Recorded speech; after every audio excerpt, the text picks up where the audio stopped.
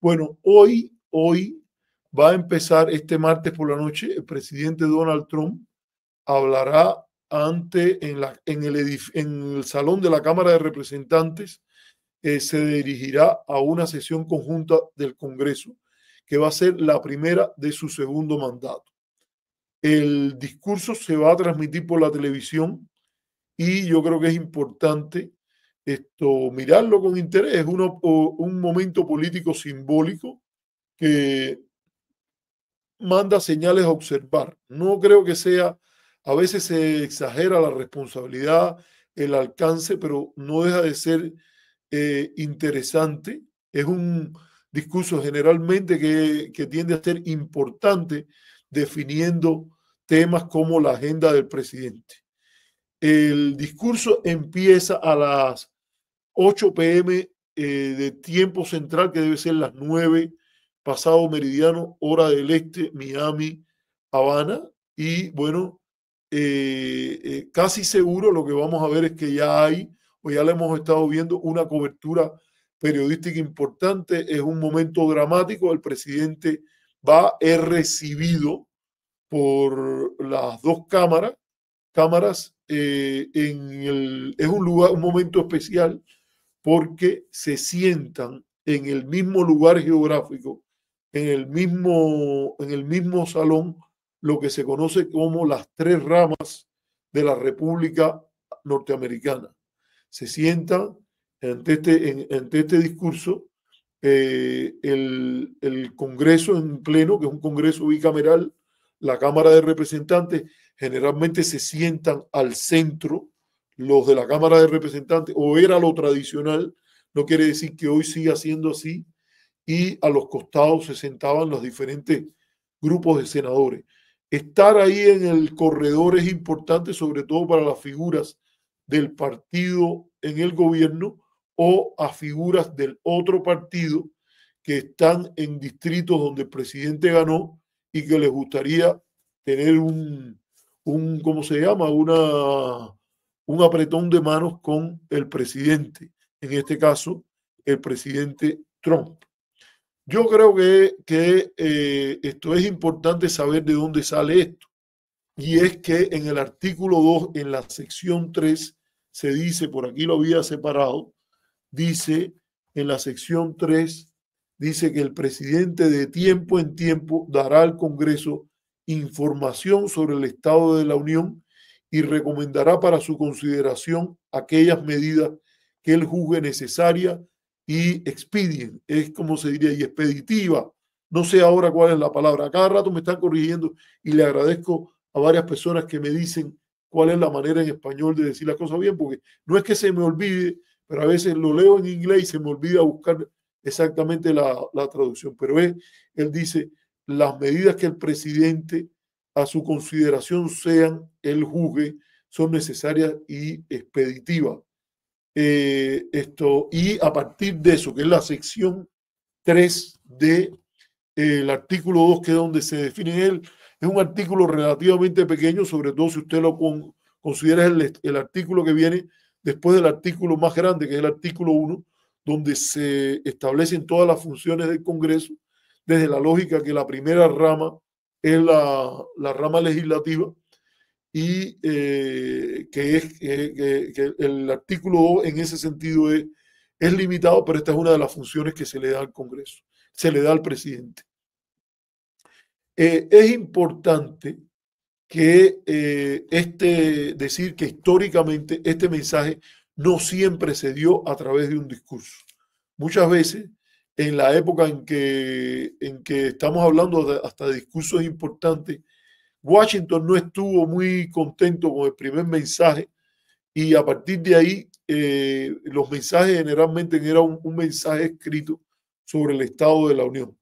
Originalmente tengo entendido que se daba al final del año y no al principio del año. Y es importante porque el presidente da una visión sobre lo que es la agenda legislativa, que fundamentalmente emerge del Congreso, el liderazgo del Congreso, en este caso el Partido Republicano tiene mayoría muy pequeña en la Cámara y una mayoría de apenas 3 votos en la Cámara. Y bueno, se podría decir que ahí es importante, en el Senado, que diga. Y es algo que también es importante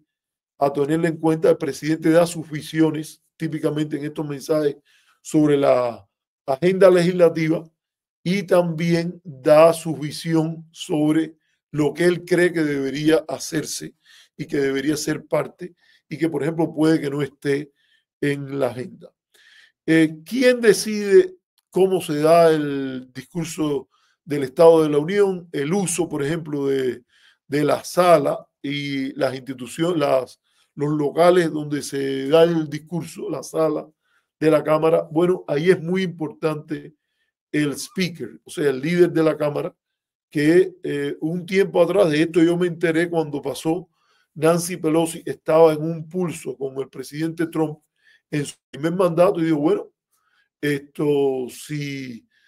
esto, no recuerdo qué cosa era, si esto no se aprueba, se cierra las posibilidades de un acuerdo si el presidente insiste en una actitud hostil a la Cámara y no buscar un encuentro. Pelosi dijo, vamos a posponer indefinidamente el discurso del Estado de la Unión, cosa que es propia de los niveles de polarización que hay en la política norteamericana hoy. Tengo entendido que debe haber incluso una resolución de las cámaras del Congreso invitando al presidente a dar el discurso, y eso se ha convertido en una tradición. Y aunque hay reglas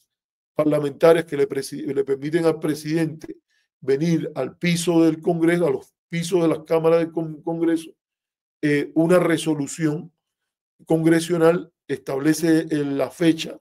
que generalmente es negociada tras bambalinas para la agenda del Congreso y la agenda del presidente.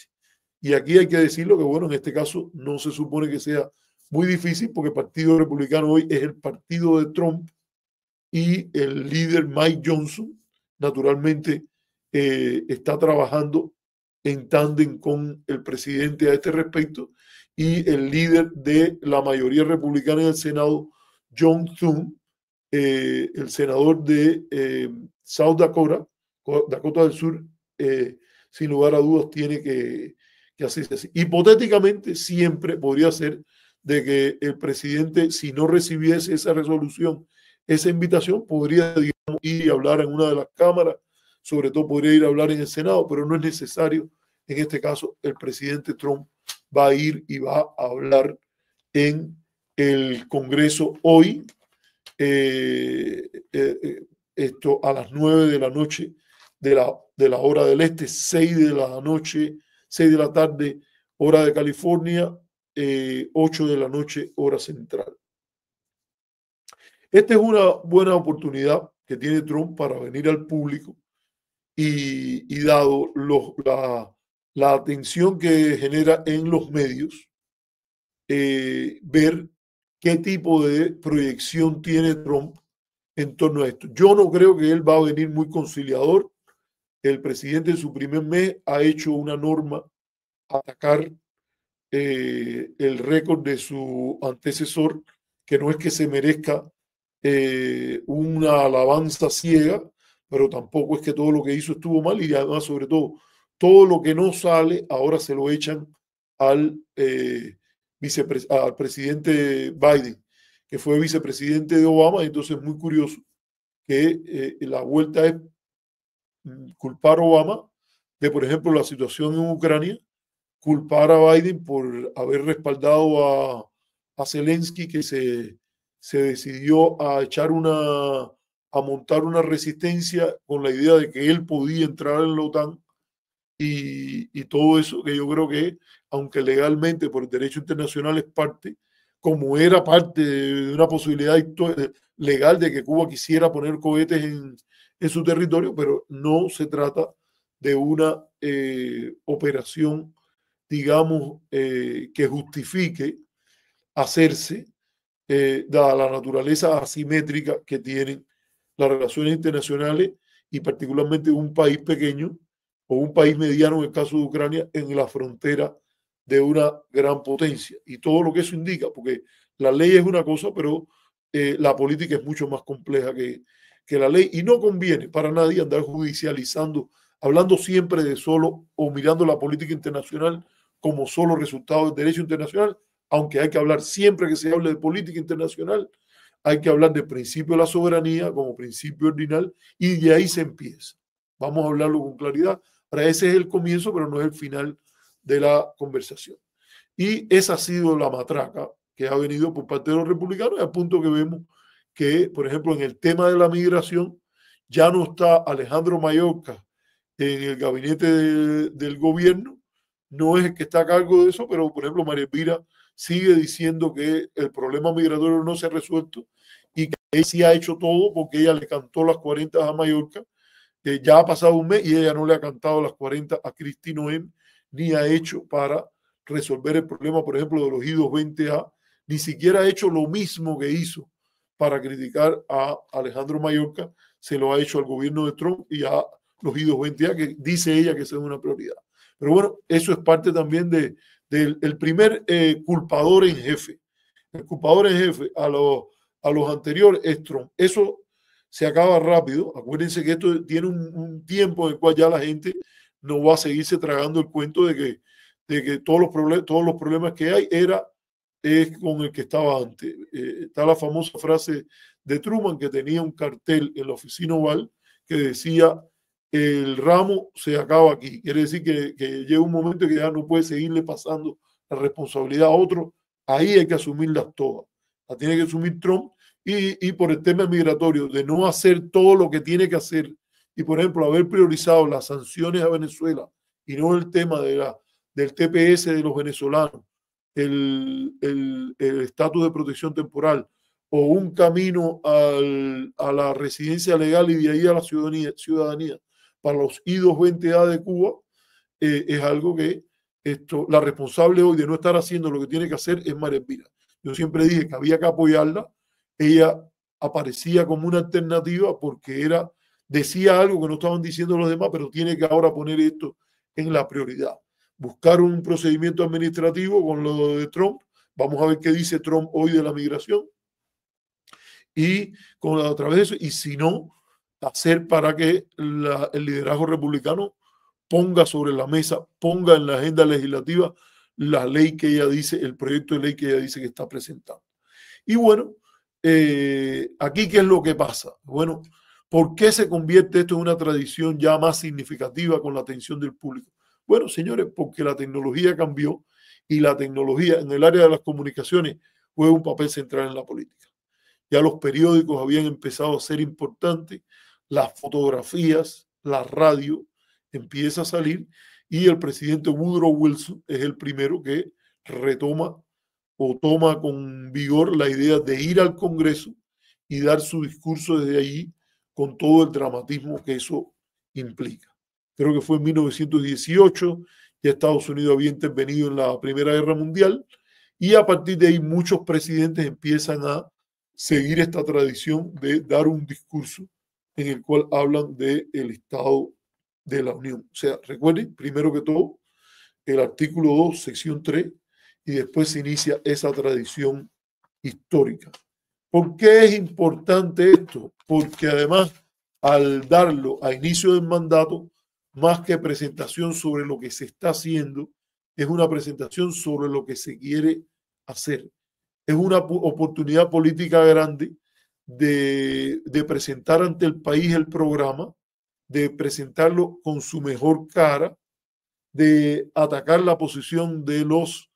oponentes, de hacer política para los grupos de interés que apoyan las políticas del presidente y tratar de arrastrar hacia el lado propio a las personas que pueden estar, digamos, en la cerca, en una posición en la cual puedan colaborar con el partido republicano, en este caso del otro lado, a los políticos, etc. Típicamente usted nota que el discurso del Estado de la Unión es importante por lo que dice y por lo que no dice.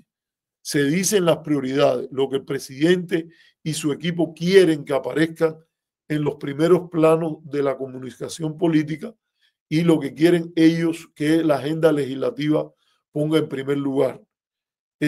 Muestra también quién es quién. Es muy interesante que además del Congreso está la Corte Suprema. Hay tres grupos que se sientan generalmente en las primeras filas, donde están los miembros del gabinete. Hay que ver qué tipo de relación se establece ahí entre ellos. Trump tiene un equipo muy complejo. Vamos a recordar, por ejemplo, por cuestión, en el caso de Cuba, Robert Kennedy, el secretario de Salud, es una persona que se ha manifestado muchas veces a favor de ponerle fin al bloqueo y que ha dicho que el embargo ha sido uno de los principales aliados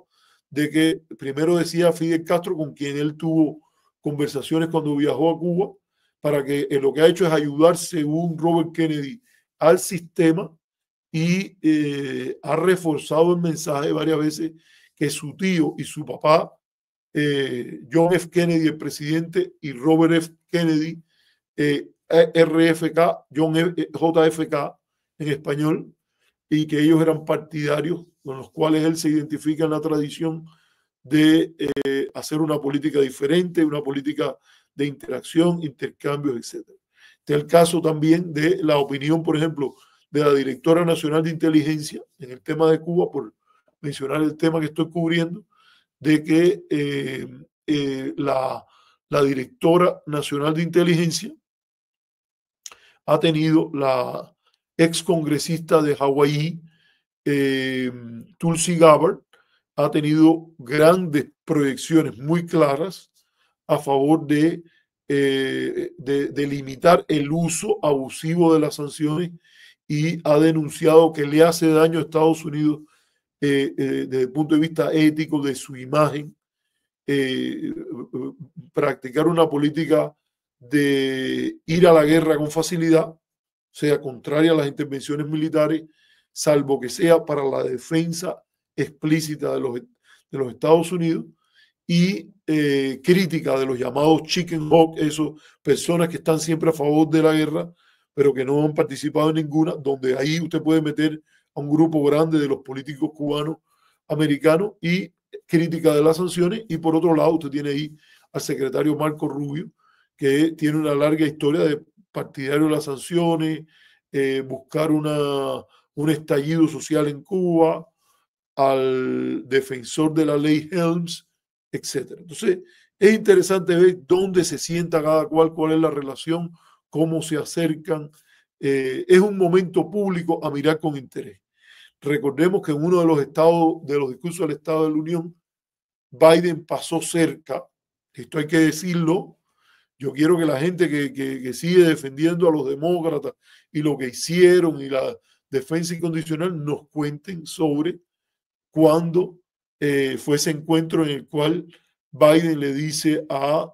Bob Menéndez, Bob _de_oro Menéndez, corrupto, defensor de los programas de la USAID, donde había toda la botadera de dinero que hoy Trump dice que quiere parar y Elon Musk está metido en eso y todo eso. Pero a uno de los arquitectos, de los artífices,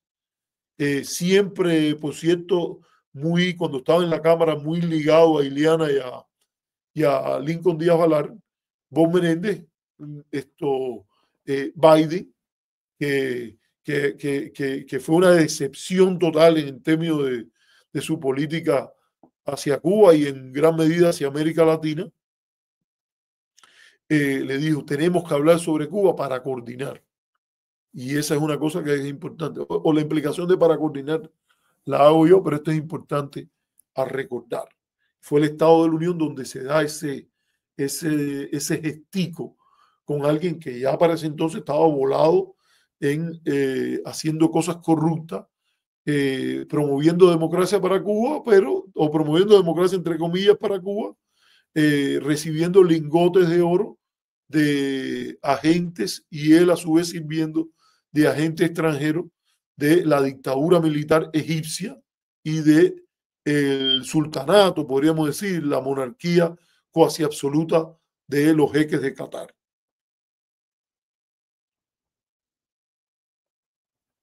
Entonces, yo creo que es importante mirar esas señales, con quién se interactúa el presidente, quiénes son sus socios. Por ejemplo, durante una época, Trump tenía una relación muy cercana con Lindsey Graham, y ahora yo creo que hay cierta distancia. Fíjense que Lindsey Graham había recibido a Biden. Lindsey Graham está hecho una veleta. Hubo una época que la gente lo miraba con interés por ser como una especie de segundo en el ala republicana de John McCain, pero recuérdese, por ejemplo, el tipo de relación que John McCain tuvo, de, por ejemplo, muy crítico de Obama, pero también con cierto respeto.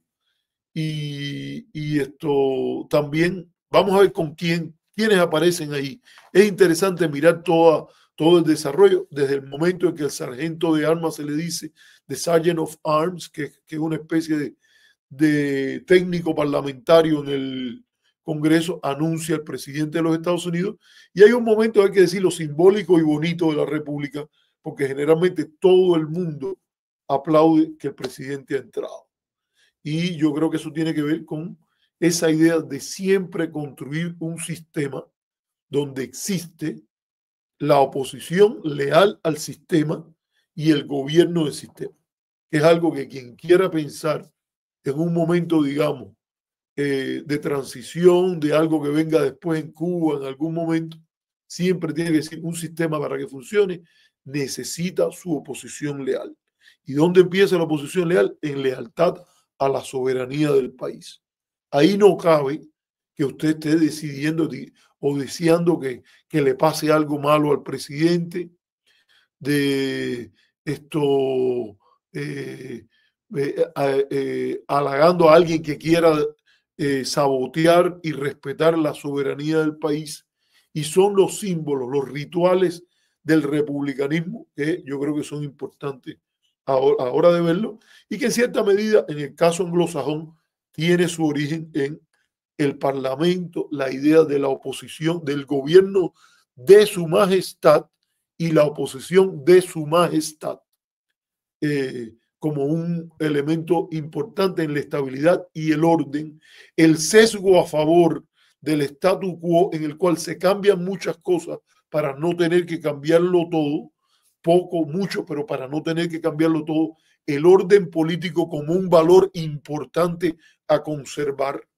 y que está en el ritual republicano de la República Federal, que es lo que es el sistema político de los Estados Unidos. Y bueno, esto tiene que ver con esto también de que el presidente muestra prioridades, él menciona a personas que tienen que ver con su agenda. Hay un lugar generalmente en un balcón donde se ubica la primera, en este caso va a ser Melania Trump, y en el cual generalmente salen otras personas que tienen que ver con líderes militares. Yo les decía, yo creo que ya lo dije ya, generalmente en la parte central están los miembros del gabinete, también están los líderes militares y los jueces de la Corte Suprema, donde típicamente hay a veces referencia a temas legislativos, los temas que se están discutiendo, y ahí usted puede ver, por ejemplo, cómo ese lugar donde convergen todas las ramas del gobierno, en cierta medida el presidente llama a seguir y a consolidar la agenda que él quiere, a veces de manera hostil al partido en la oposición, a veces dando razones para que se produzca un aplauso a ambos lados del hemiciclo, de la sala. Una cosa importante que alguna gente llama que pasó, hay veces que el discurso del Estado de la Unión se usa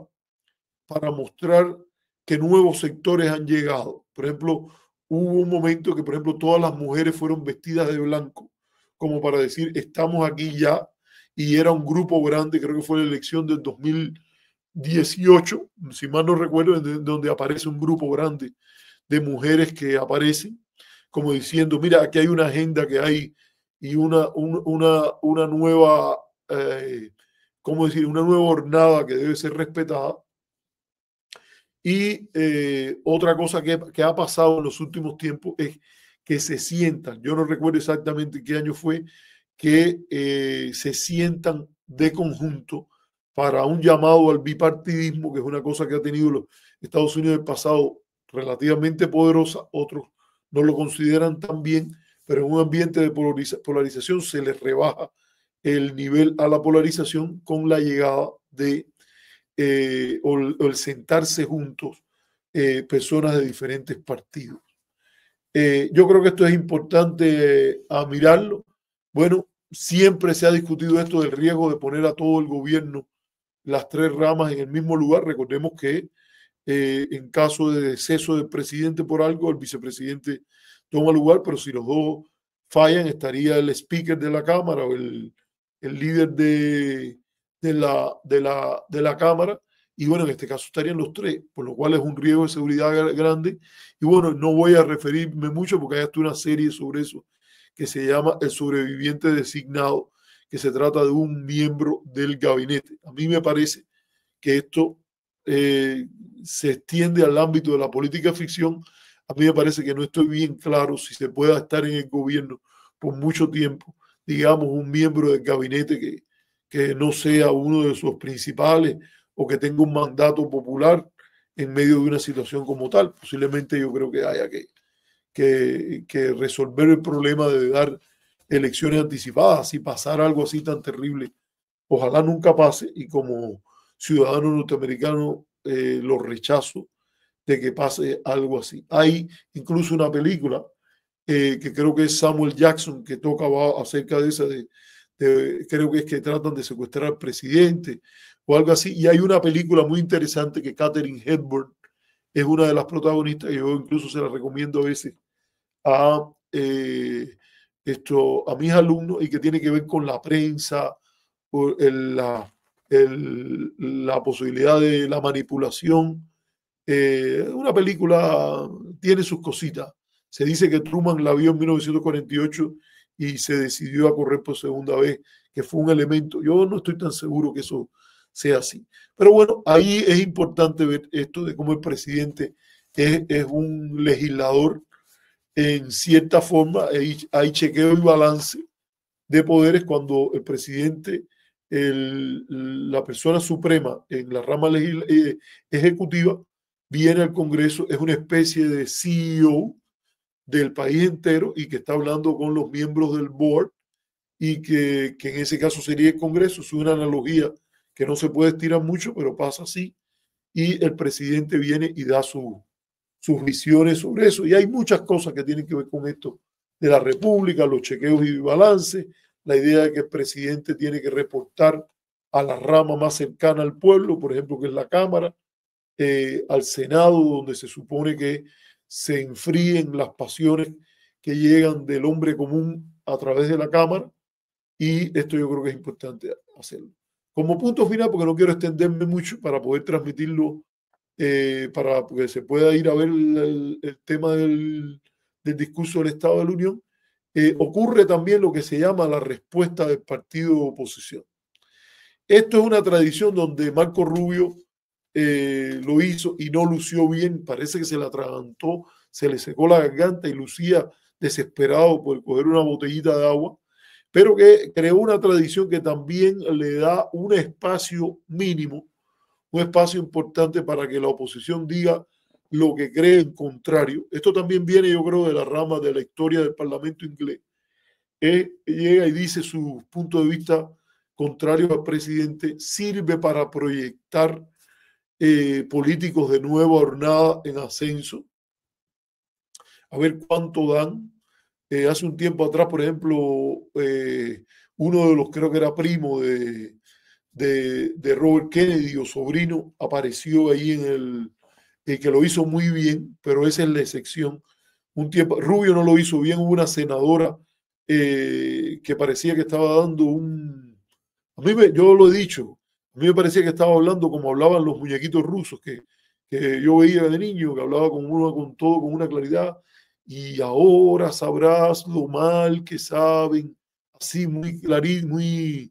con un tono, no por el rol del sur que muchas veces suena bonito, pero hablaba de una manera un tanto artificiosa. ahora no me acuerdo el nombre de ella, sigue siendo una de las senadoras, creo que es la senadora de Alabama o de Mississippi, y bueno, usan la oportunidad que da la televisión para sondear políticas, exponer ideas, hacer el papel este de política de cuadro, promoviendo a su propia gente. O sea, yo creo que es muy difícil porque es que, acuérdate que en un caso está el presidente en vivo hablando frente a todo el Congreso, la gente se para, aplaude, la naturaleza confrontacional que pega tanto en los medios y a veces hace daño porque no permite ver toda la grandeza a veces que tiene el proceso legislativo, que muchas veces lo que ocurre es, hay consenso, recuérdese que la política legislativa es proceso o procedimiento, la primera P, está la política, porque es cómo se cocinan las cosas, el embutido, por decirlo de alguna manera, y también la política como tal, no la política de lucha y compromiso, sino la política propuesta. Y eso tiene que ver mucho para que una ley sirva, para que una ley avance, todo eso allí. Entonces son cosas que a mí me parece que habría que mirar con mucho interés y que vale la pena que pongamos nuestro tiempo hoy en ver el discurso del Estado de la Unión en Estados Unidos. Yo creo que habían cosas que mirar con interés. Eh, yo creo que, por ejemplo, en el tema de Estados Unidos, habría que mirar cuáles son los asuntos domésticos que el presidente enfatiza, la reducción, por ejemplo, del Estado, que es un reto muy grande y que ha tenido impacto, por ejemplo, hasta en los beneficios de salud, la educación. Prácticamente el presidente ha dicho que quiere cerrar el Departamento de Educación. Hay algo que va a decir de infraestructura, que era un tema que es importante que él había dicho anteriormente, el tratamiento del tema de la economía. Yo creo que va a hablar de Ucrania, cómo él está viendo ese conflicto, el conflicto del Medio Oriente, la relación con Europa, en qué punto hay una apuesta a mantener la alianza transatlántica y cómo él ve y qué reacciones va a tomar ante las amenazas de seguridad. Y vamos a ver qué él hace para defender sus acciones ejecutivas, por ejemplo, en el tema migratorio y las propuestas legislativas más importantes que están en la agenda del Congreso. Creo que es importante también ver cómo él ve el estado de la economía,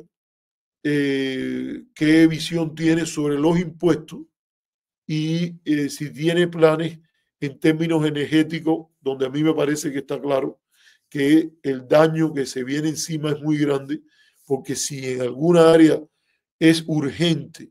empezar a tomar medidas para beneficio de todos, es el tema medioambiental y la agenda de Trump es básicamente muy retrógrada y destructiva para mí en esa área. Vamos a ver qué dice de la agenda de comercio, porque eso también puede tener un impacto en los precios, la inflación, la relación, por ejemplo, con los vecinos de Canadá, México, América Latina, el CAFTA, yo creo que es importante mirar el acuerdo de Centroamérica y Dominicana y el papel especial ahí, el lugar que tiene ahí Nicaragua, si se plantean algo de renegociar eso. Yo creo que en términos de política de seguridad y política exterior, habría que ver, por ejemplo, el tema desde una perspectiva latinoamericana, que es de donde yo estoy mirando, y de latino en los Estados Unidos, hay que ver el tema migratorio como un tema importante. Esta cuestión de la ciudadanía por nacimiento, que si él va a convertir eso en una prioridad cuando ya hay una decisión de una corte de que lo que él está haciendo no es constitucional, y eso vamos a ver cómo eso llega hasta la Corte Suprema, donde ni siquiera la mayoría conservadora está en el mismo lugar, porque el juez Kavanaugh ha escrito, nombrado por Trump, que el tema este del derecho de nacimiento, de la ciudadanía por nacimiento, fue resuelto en el caso Wong Ark, que es un caso de un ciudadano chino que aún estando vigente la ley de exclusión china, nació en los Estados Unidos y se le aplicó de que por nacer en los Estados Unidos era ciudadanos de los Estados Unidos y no había otra excepción que no fuera hijo de diplomáticos o hijo de fuerzas militares ocupando enemigas, ocupando territorio de los Estados Unidos. Y ver, por ejemplo, si la reducción del gasto toca el gasto militar. Yo creo que es importante. A ver, en la retórica, a mí me parece que habría que ver en qué medida se usa el tema de las guerras culturales estas por el aborto, el control de armas, los derechos LGBTQ, y si el presidente quiere